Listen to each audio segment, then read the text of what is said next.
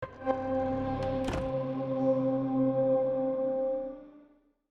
I'm curious to learn more about just like what new traps, hazards, and stuff you guys have planned or that are coming in the DLC because those are some of my favorite parts of the game.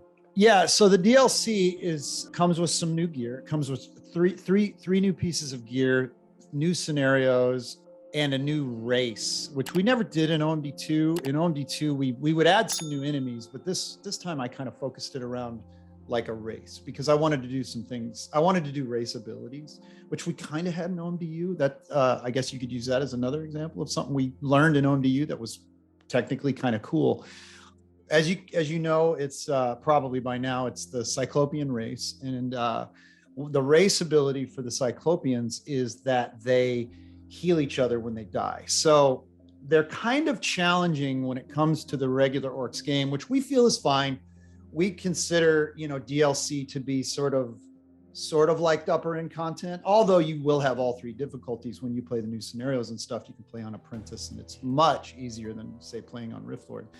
But we do sort of consider a lot of people, once they get to DLC, they've got a lot of skulls, they've got a lot of upgrades, they can sort of, dial up their ability to do more damage or to place more traps with more upgrades and stuff. But the Cyclopean race with their new race ability can be a little bit challenging because they sort of, when one dies, the other ones around him heal within the kill box. So you sort of have to do some really serious damage or sort of focus them individually away from others so they don't heal others. So that can be a little bit of a challenge because a kill box that you could normally forget that would kill all the orcs, it might kill some of the Cyclopses, but it also might heal the other ones as they're halfway through. So they sort of make it out the back of the kill box, and you might have to pay a little bit more attention to that. The gear, we also try to give it some theme, right, along with the DLC itself. So the stuff you'll get is good to use against Cyclopses. So the flamethrower, obviously, Cyclopses are weak to fire damage. And also I wanted the flamethrower to be a fast firing weapon. So if you remember back to OMD, it was like, whoa, we used to make jokes about the crossbow, Max's crossbow being a freaking submachine gun, right? It fires super fast. And as we went on and created more and more weapons for the game, we had some slower firing weapons, but everything technically fired slower than the crossbow, with the exception of Gabby's Scepter of Domination. So I wanted to get back to some fast firing weapons. So the flamethrower fires very fast. The primary weapon fires really, really fast. So I would put that now in the top 3 fast firing weapons. And of course it does fire damage, and you can get headshots with it, and it leaves the burn status effect on targets. And then the secondary itself, which I went into detail a little bit. This was somebody the other day talking about the secondary. We wanted the flamethrower to look sort of a little heavier when it was on you. So it's got like a backpack, and it's got some cool animations that go with the backpack and stuff. It doesn't slow you down or anything. It just kind of has a different look than other weapons, right? But the secondary of the flamethrower is the breath weapon.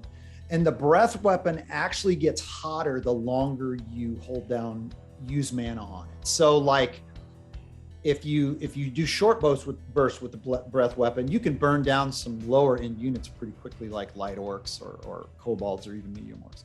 But the longer you hold it down and the more mana you use, it reaches sort of a third stage of heat, and you can burn down like ogres with it and burn down much bigger units with it because the damage ramps up with the heat of the fire itself. So that's a really cool aspect of it. It does mean you have to get a little close to units that can damage you, but it has a pretty good range on it. It's not that you got to get right in their swing range, but it's a cool weapon. The breath weapon is very, very cool, and we did some cool things with tech to make it look really, really, really good. The trap itself is molten gold. I don't know if you've seen the video, but we wanted to both come up with a trap that kind of started to replace the coin forge, if you remember from OMD 2 and OMDU, a trap that returns some money if you used it to kill stuff. So the molten gold trap, if you kill enemies that are covered in gold from the molten gold trap, they drop a special coin, a rune coin that allows you to spend on more traps.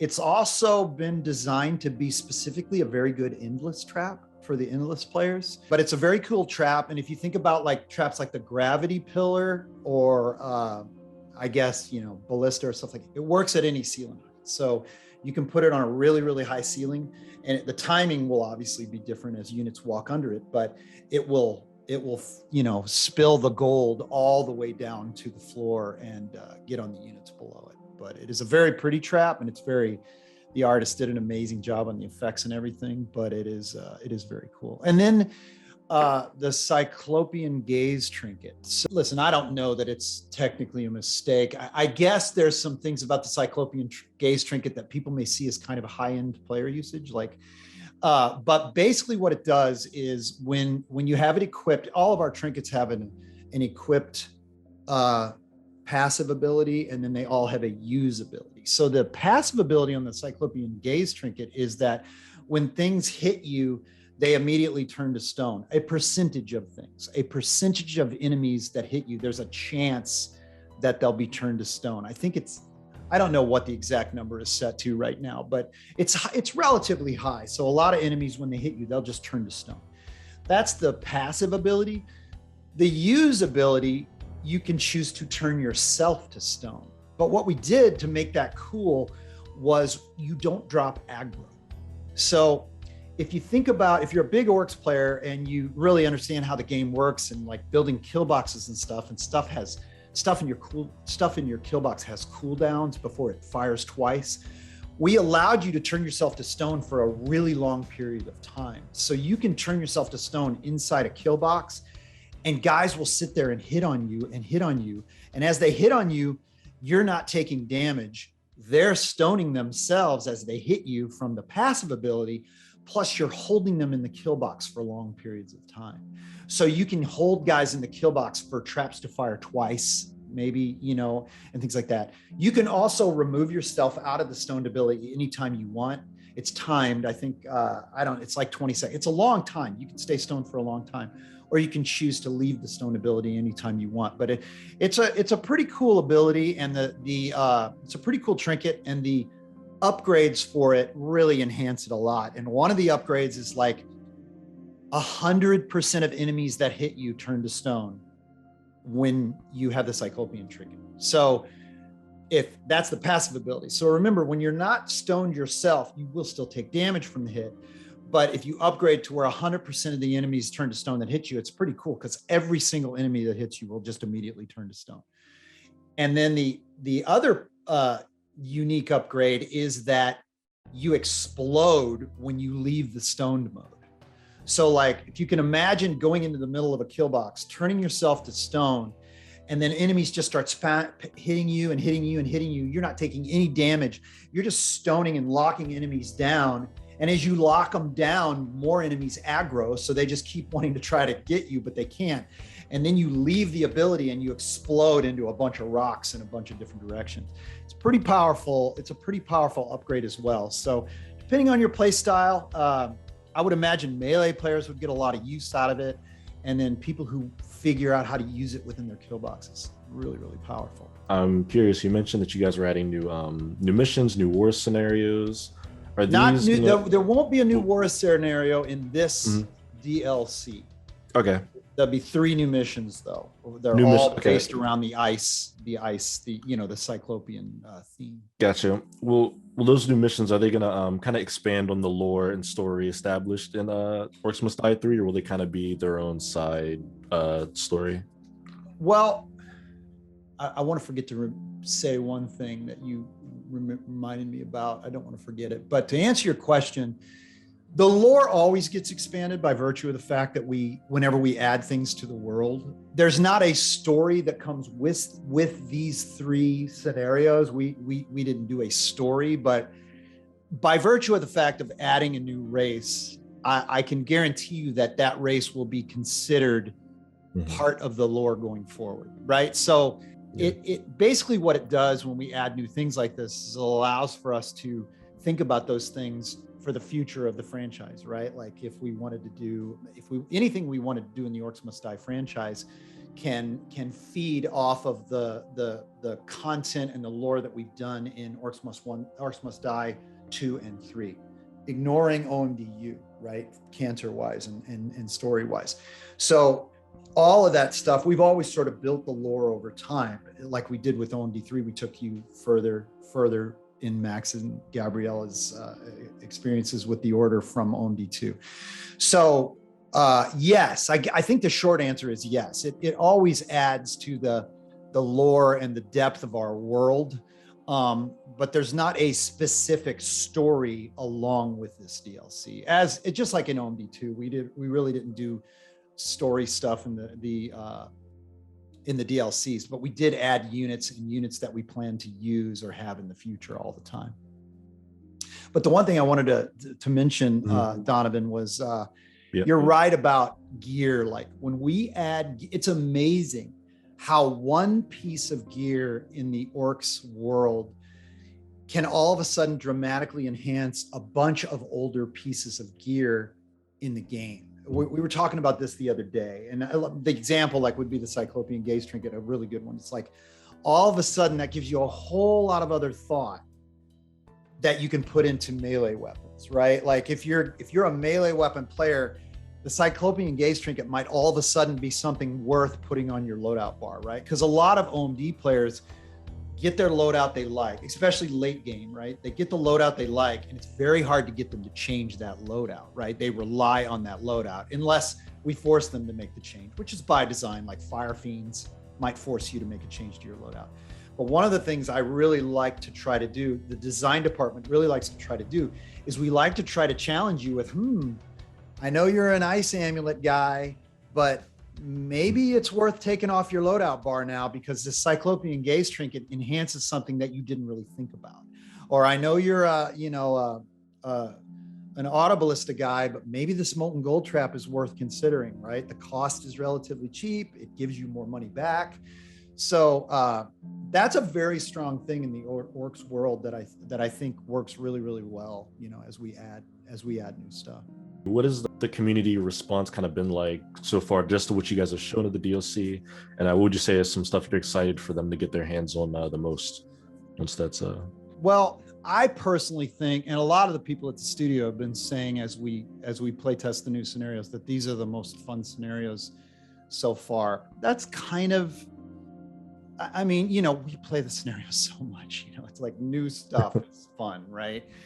But they are fun. There's a lot to think about when you play against the Cyclopean race, or the Cyclopes.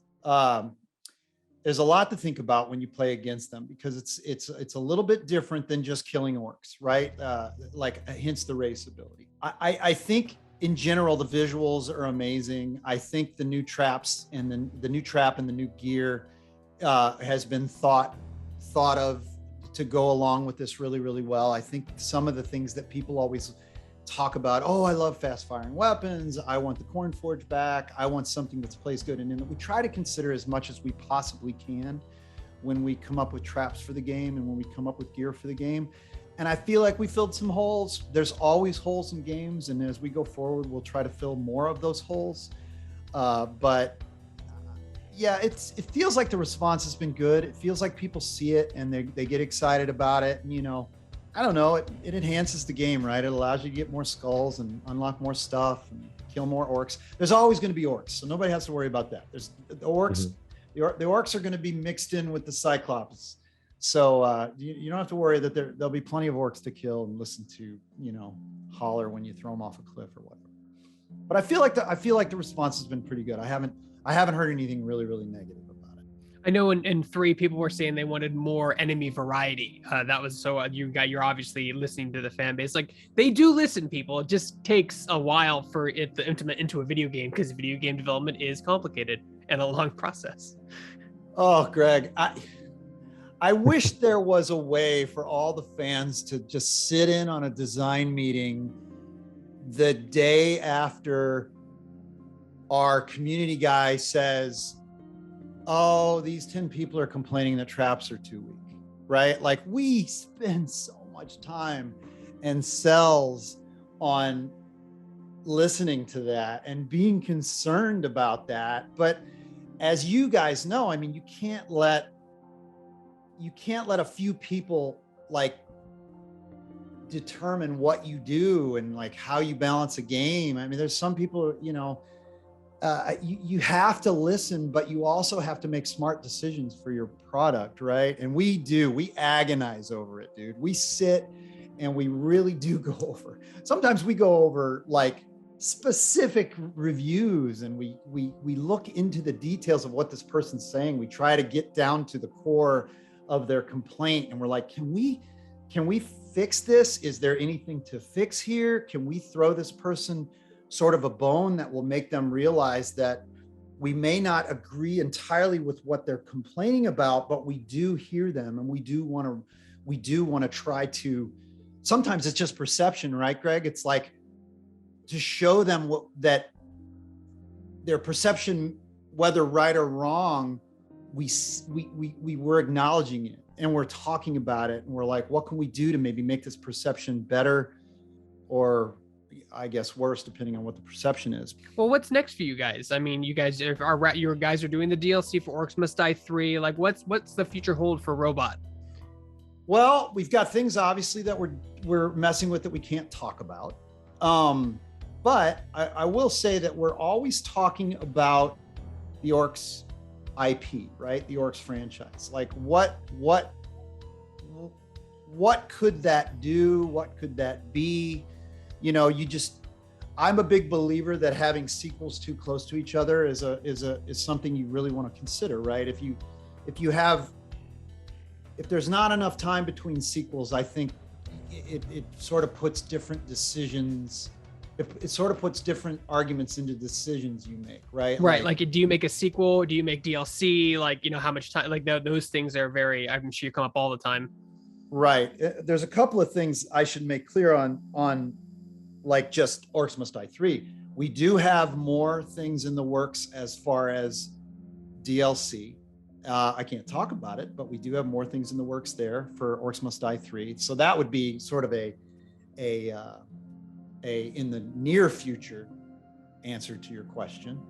You guys should also know that, like, with the modes and things like that, whenever we release DLC, it's all sort of retroactive to the rest of the game. So some of the cool things we did in Scramble, like if you've played Scramble at all, it will now have DLC specific things in Scramble now that aren't in the base game. So if you own the DLC, you'll get different buffs and debuffs that enhance or make it harder for you because you own the DLC. Plus the levels from the DLC will also be thrown into Scramble if you own the DLC, as opposed to if you don't own the DLC. So all of that stuff will be really, really cool for even the older levels and stuff. You'll be able to go back and use all the weapons and stuff like that in the older levels. And when you play Scramble, you'll see things from the Cyclopean race that buff and debuff wise. But yeah, near future, Greg, I think, far off future, always thinking about the Orcs IP and what that could be. Maybe it's something different, you know, maybe there's another genre that we could put that world into. Maybe there's other ideas that we could do. And then there's the whole concept of the tower defense game itself, like how far can we veer? And we were talking about this a minute ago about how people get pissed off when you do things that's too far, right? How far can we go with like say an Orcs Must Die 4 or a tower defense version, our current genre? How much can we change without alienating all the people who just keep screaming, more levels, more traps, more orcs, right? That's I concern myself with that a lot. We have to sort of appease two different people, depending on how long it's been since the last game, right? So those are all things we talk about all the time. You know, I'm sorry I can't give you too many details about the far off future, but are you hinting at a possible Netflix series here? I mean, how no. deep down the rabbit hole are we going? No, I'm just talking about in general for gaming. You know, it's like what other things might we or could we do with the Orcs IP in the future from a gaming perspective? We talk about that all the time. You know, we just never there's nothing set in stone. But we talk about those kinds of things all the time. And see, that's the cool thing about your studio is like, I'm going to use Activision. Like Activision, Sledgehammer makes Call of Duty, but Activision owns that IP. You actually own your IP. It's not some publisher that owns the rights for it, which is in today's world relatively rare. Yeah, and we kind of think of ourselves, Orcs was really sort of an indie game, right? Like the original Orcs was kind of an indie game. I don't think our games look specifically indie because our art department is so freaking unbelievable, and our animations and stuff look very, very high quality and very, very, they compete. And we kind of, we're kind of still, kind of a small independent studio, and yeah, we own our IP, so we can have those kinds of discussions. Whether they come to fruition as anything is always unknown, but yeah, we can talk about the Orcs IP in completely different genres and see if anything gets somebody excited. You should reach out to Netflix. They're doing a ton of stuff with games, and Orcs Must Die would be a great like animated show. I think there's a lot of fun. You could have a lot of fun with that IP in that realm of television. You know what you should do? You should interview Patrick and get him to talk about all the hundreds of things and people that call us about Orcs, right? Like, hey, we want to. I think at one time there was even a call from like Nerf. Like, I don't know all the details. Patrick would know all that stuff and how much he could talk about it. But, you should get him on an interview about that someday, because that's kind of an interesting point you make. Well, you own your IP. So what can you entertain, and what kind of things have been thrown at you to entertain, right? But he gets that stuff, all day long. Merchandising. We put the Orcs name on everything. Yeah. I think that's everything for me. Donovan, anything from you? No, I think that's everything for me as well. So Jerome, when can people expect the DLC to release, and when can console players get their hands on Orcs Must Die 3 as well as the DLC? So it's all simultaneous. So everything, and that includes Stadia. So everything will be updated at the same time, and it is currently, and I'm told I can say this release date, November 11th. Right around the corner. Yeah, right around the corner.